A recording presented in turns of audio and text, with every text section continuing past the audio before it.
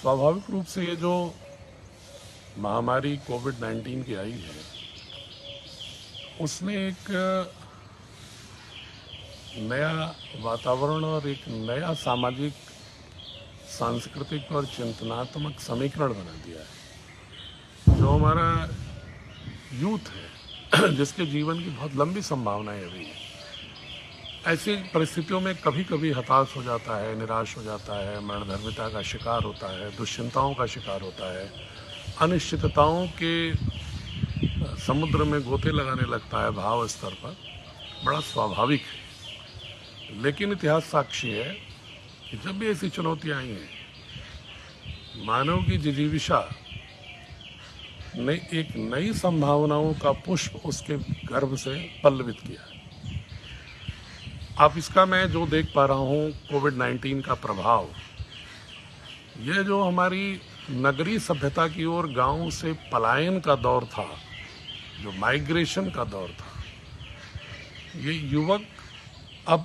वापस इन माइग्रेशन हो रहा है। पहले फोर्स्ड आउट माइग्रेशन था, रोजगार के लिए जा रहे थे, अब उनका फोर्स्ड इन माइग्रेशन है कोविड-19 के प्रभाव से। जब यहाँ पर आ रहे हो तो जाहिर है कि वो गांव में एक नए सामाजिक डायनेमिक, सोशल डायनेमिक्स में बदलाव होगा, क्योंकि जनसंख्या, यूथ की बढ़ती हुई संख्या, गांव में उतनी संभावनाएं नहीं हैं कि उन युवाओं के हाथों को रचनात्मक, सर्जनात्मक रूप से जोड़ सके रोजगार से। लेकिन आज नहीं है, लेकिन इन्हीं गांवों में अर्थव्यवस्था के विस्तार की तमाम संभावनाएं विद्यमान है। जैसे अगर हम उदाहरण लें अपने जनपद को एक इकाई के रूप में, यहाँ आबादी 60 लाख की है, 60 लाख उपभोक्ता है। वो जितने भी उपभोक्ता सामान प्रयोग करते हैं अपने जीवन के, दैनंदिनी जीवन को, अगर उसको ही हम लिस्ट करें और ये जो युवक आ रहे हैं इनको हम प्रशिक्षित करके या उन युवकों में एक जोश पैदा करें, वो उन उत्पादों को स्थानीय स्तर पर, अगर गांव-गांव के स्तर पर प्रोड्यूसर ग्रुप बना करके बनाना शुरू करें, इंटरप्राइज खड़ा करें, स्टार्टअप, स्टैंड अप, मुद्रा आदि से, वित्तीय संसाधनों से खुद को जोड़ते हुए, तो स्थानीय उत्पाद, स्थानीय उत्पादक और स्थानीय उपभोक्ता,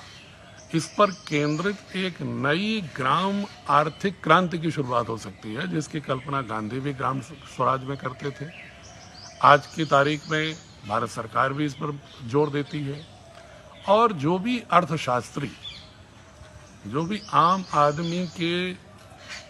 अर्थतंत्र में सहभागिता की बात करता है, या जो भी ऐसा आर्थिक विशेषज्ञ है, अगर हिंदुस्तान के संबंध में, अगर वो व्यक्ति और व्यक्ति के बीच में पनपती हुई आर्थिक समानता को दूर करने की सोचता है, या क्षेत्रीय विषमताओं को आर्थिक समृद्धि में समाप्त करने की बात करता है, तो उसके एक ही विकल्प आता है, और वो विकल्प है ग्राम स्तर पर, ग्रामीण क्षेत्रों में कृषि आधारित उत्पादों की प्रोसेसिंग और अन्य जो उपभोक्ता के सामान हैं, छोटे छोटे सामान जो हम कॉरपोरेट पर निर्भर करते हैं या चाइनीज उत्पादों पर निर्भर करते हैं, उनका विनिर्माण करके स्थानीय स्तर पर उसको बाजार से जोड़ करके, जिसको कहते हैं फॉरवर्ड मार्केट लिंकेज से जोड़ करके, अगर हम स्थानीय स्तर पर ही एक ऐसा वातावरण सृजित करेंगे, तो वो युवक अपने गांव में ज़्यादा खुशहाल होंगे। और इसका दूसरा प्रभाव पड़ेगा पर्यावरण पर। आप देखिए, आज के दौर में जब लॉकडाउन है, तो समस्त जो पॉल्यूशन के केंद्र होते थे हमारे देश के या विदेशों के, वहाँ का पॉल्यूशन लेवल बिल्कुल ड्रॉप कर गया। नदियाँ पुनर्जीवन की ओर बढ़ रही हैं, अब चिड़ियाँ चहचहाने लगी हैं। अब अभी देखिए, इस परिवेश में चहचहाती मिल रही हैं अब। और नदियों के किनारे पानी की जो एक पवित्रता है, उसकी जो स्वच्छता है, वो एक नया जीवन के लिए संदेश देने लगी है। ये मौके दे रहे हैं आपको कि आप पर्यावरण को भी समृद्ध करो, अर्बन स्लम में रहने की बजाय, शहरों में जाकर झुग्गी झोपड़ियों में रहने की बजाय, और अर्बन जो अमेनिटीज़ है उस पर बोझ बनने की बजाय, आप अपने गांव की ओर बढ़ो, अपनी माटी की ओर बढ़ो, और वहाँ पर अपने दोनों उत्साह से जो कुछ अनुभव महानगरों से लेकर हमारे युवक आ रहे हैं, जो वर्षों से वहाँ काम कर रहे थे, उस अनुभवों को हताश न होकर, उन अनुभवों को थाती मानकर अगर वो समूह में आपस में विवाद ना करके एक कलेक्टिव विजडम के साथ, एक सामूहिक आत्मविश्वास के साथ अगर वो एक उत्पादक समूह के रूप में खड़े हो जाएं और चिन्हित कर लें हम कौन सा उत्पाद बनाएंगे और उसको मार्केट लिंकेज से हम जोड़ेंगे, एक नई क्रांति आ सकती है। इस कोविड-19 से एक नई संभावनाओं का, एक नए भारत के अभ्युदय का एक बहुत बड़ी संभावना विकसित हो सकती है। मैं प्राय ये कहा करता था कि हिंदुस्तान को हम अतुल्य भारत और अदृश्य भारत, दो टुकड़ों में अक्सर जब मैं चिंतन के रूप में व्यक्तिगत देखता हूँ तो दो भारत दिखते हैं मुझे। एक अतुल्य भारत, महानगर जहाँ पर औद्योगिक गतिविधियों का एक जमावड़ा है, और पोस्ट इंडस्ट्रियलाइजेशन एरा जो यूरोप में जिस तरह दिखा और उसका जो इम्पैक्ट हमारे देश के भी अर्थतंत्र पर पड़ा और पूरी दुनिया में पड़ा स्वाभाविक रूप से, उसके तहत बहुत सारे एक मैग्नेट्स, अर्बन मैग्नेट्स पैदा हो गए